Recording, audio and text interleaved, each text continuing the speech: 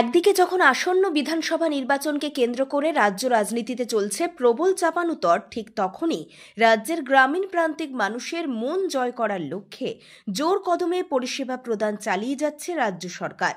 স্বাস্থ্যসাথী লক্ষ্মীর ভাণ্ডার পাড়ায় সমাধানের পর এবার দুয়ারের স্বাস্থ্য পরিষেবা চালু হওয়ায় রাজ্যের শাসক দলের প্রতি সাধুবাদ জানাচ্ছেন সাধারণ মানুষ।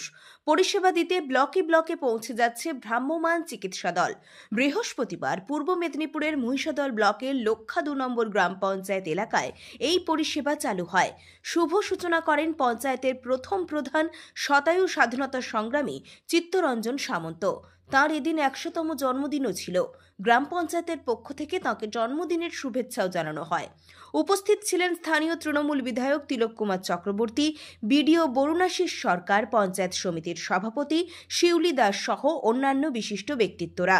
স্বাধীনতা সংগ্রামী চিত্তরঞ্জন সামন্ত এই উদ্যোগকে স্বাগত জানিয়ে জানিয়েছেন, সাধারণ মানুষের স্বাস্থ্যের কথা চিন্তা ভাবনা করাই মহান কাজ।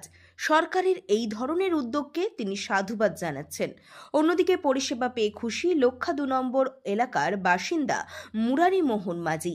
তিনি জানিয়েছেন, এই ধরনের পরিষেবা আগে কখনো হয়নি, তাই তাদের মতো সাধারণ মানুষ খুবই উপকৃত হচ্ছে।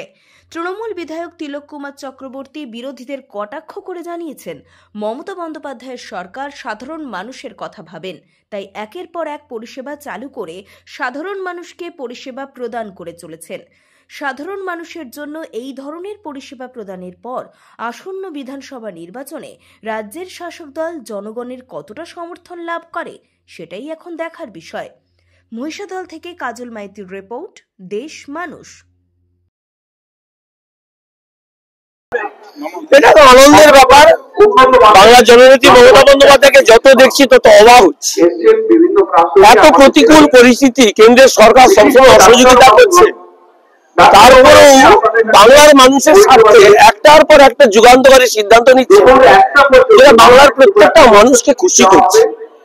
গ্রামীণ মানুষ, গরিব মানুষরা, বৃদ্ধ মানুষরা যারা দূর দূরান্তে গিয়ে চিকিৎসা করাতে পারতো না, তার দেহে কি অসুখ বাসা বেঁধেছে সে জানতে পারতো না, আজকে জননেত্রী মমতা বন্দ্যোপাধ্যায় এই উদ্ভাবনী সিদ্ধান্তের জন্য গ্রামে চিকিৎসা, বাড়িতে দুয়ারে চিকিৎসা, একদম টিম নিয়ে, ওষুধ নিয়ে, চশমা নিয়ে, ইসিজি মেশিন নিয়ে, ব্লাড টেস্টের মেশিন নিয়ে একদম সেন্ট্রাল এসি গাড়ি গ্রাম এলাকায় পৌঁছে যাচ্ছে। কি উন্মাদনা! শয়ে শয়ে মানুষ রেজিস্ট্রেশন করাচ্ছে, চোখ দেখাচ্ছে, নাম দেখাচ্ছে, শিশু থেকে আরম্ভ করে বৃদ্ধ সকলেই এসে উপস্থিত হয়েছে। অত্যন্ত খুশি, বহু মানুষ উপকৃত হবে। এই যত দেখছে তত বিরোধী লোকেরা তাদের চক্ষু শুনেছে, তাদের জ্বালা হচ্ছে। দেখবে আর জ্বলবে, লুচির মতন ফুলবে। জননেত্রী মমতা বন্দ্যোপাধ্যায় 2024 সালে আবার নবান্নেই থাকবে। খুব ভালো মনে করছি এই পরিষেবা আর কি সর্বসাধারণ যে পাচ্ছে, এটা এর আগে তো কোনোদিন কেউ পায়নি।